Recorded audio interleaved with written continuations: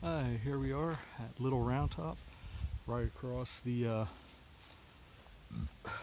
fields there from one hill to the next. So I'm gonna try to keep my camera up here.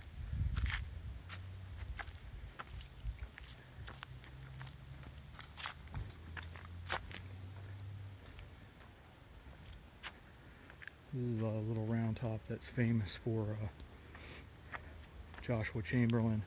I believe it's the 20th Maine.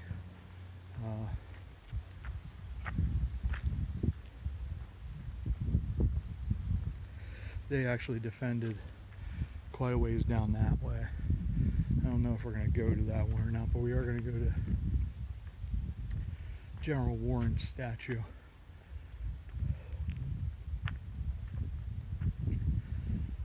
I believe he was the commander of the Signal Corps. And from up here, he was able to see that their flank was in danger if the Union troops didn't take this hill. So they were originally down over there where we just were, which is Devil's Den, and they got pushed back by John B. Hood's troops. But they wound up having their flank here, the far left of their line here on Little Round Top. Eventually they went over to Big Round Top as well, just not really much happened there, but a little bit of fighting. This is the monument to General Warren. Another monument right over there.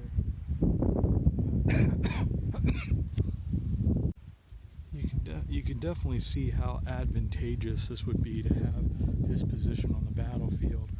You can just see almost the entirety, this section of the battlefield. So you'd be able to see the enemy troop movements, see where they were placing their cannons. If you had cannon up here, which they did, you'd be able to fire down on the Confederate positions. And do remember, this is which I don't think I mentioned this before in this video, this was actually probably all pretty much wooded at the time. The trees got cut down. That's cool. There's a hawk or falcon of some sort just gliding along on the winds. But yeah, just to be able to see that far, you can see the whole way over to the other mountain range over there. Pretty impressive. So General Warren really probably saved the battle, because if it wasn't for him seeing this and realizing how important this position would be, the Union could have very well gotten flanked, and that would have been the end of the battle on the second day, and Pickett's charge would have never happened. So we're going to go up above here next. There's a place that you can climb up in, and we'll get some views of there as well. They do have a couple cannon up here. They have a couple boards here that probably talk about the importance of Little Round Top. It's definitely, if you can ever get out here to Gettysburg, it is well worth coming out, because it's just an extraordinary place to visit. About 3:30 p.m. on July 2nd, Union Army's chief engineer, Brigadier General Warren, stepped out on these rocks with his binoculars. General Meade, who was the head of the Union forces, sent him over here to examine the battlefield conditions. And then Warren found only Union signalmen here, but no infantry. And then he saw that the Confederate troops were concealed in the woods. And that would have been not that first line of trees, but probably the line of trees over there, and they were coming this way. So they quickly got troops up here and were able to defend it.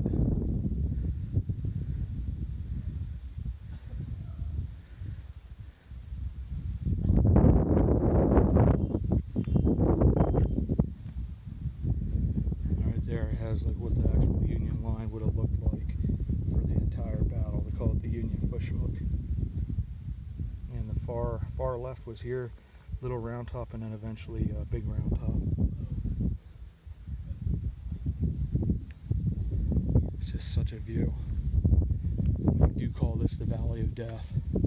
It's like you're standing on Little Round Top looking west over Plum Run. that's the creek that ran red with blood. They had different names, like it's a slaughter pen. It was awful. It really was awful. Just being here, just seeing all that death, it had to leave an indelible mark on you. So we're going to go over, there's another really cool feature over here. We'll go over there and visit that. So here they do talk about the sharpshooters, and actually the one, Brigadier General Stephen H. Weed, was mortally wounded near this point. They said he was probably a victim of a Confederate sharpshooter.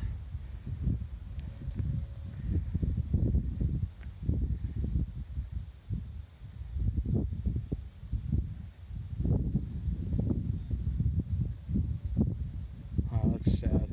Said when Union sharpshooters and infantry crept on hands and knees to avoid the flying lead. For officers, it was more difficult to keep down. Brigadier General Stephen H. Weed, commander of the 2nd Union Brigade, to arrive on the scene, fell mortally wounded by a sharpshooter's bullet here on July 2nd. When Lieutenant Charles E. Hazlitt, commander of the cannon to your left, which would be these cannon right here, answered the call of the dying Weed, a bullet penetrated his brain and he fell dead in Weed's lap. That's just how brutal it was up here. So this is a monument to Colonel Patrick O'Rourke. This was actually his first command that he ever had. The first day of that command, he got killed. And it had Colonel Strong Vincent, who was actually took over from General Reed. He got killed as well. He was only 26. A lot of these guys, these officers, they weren't that old. A lot of the officers were educated men, so they were thought to be officer worthy. A lot of them were, but a lot of these men had the full lives ahead of them and got killed, and they'd be a target to the sharpshooters. So this is the monument to the 44th New York Infantry. We're gonna go up here. We're gonna attempt this. Figure out whether I can do it or not. Really neat monument. It actually has the names of all the men that served.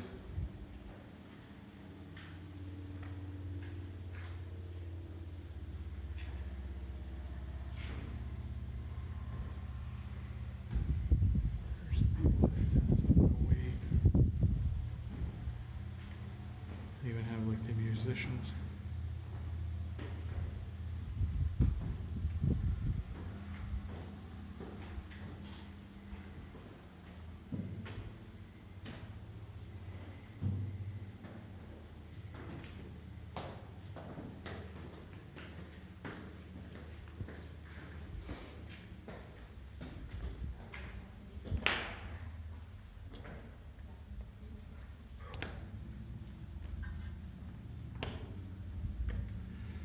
Sorry the view isn't that fantastic, but there really is not a whole lot to see going up these stairs. Yeah, here comes Rito John. Stop making fun of me. It's all in good fun. It is. You have to laugh about it or you cry. Wow. He's doing good though. I'm handling it pretty good today. Most of the time he's doing good. Well, those are my other needs, my weirdness. I just had something land on my head.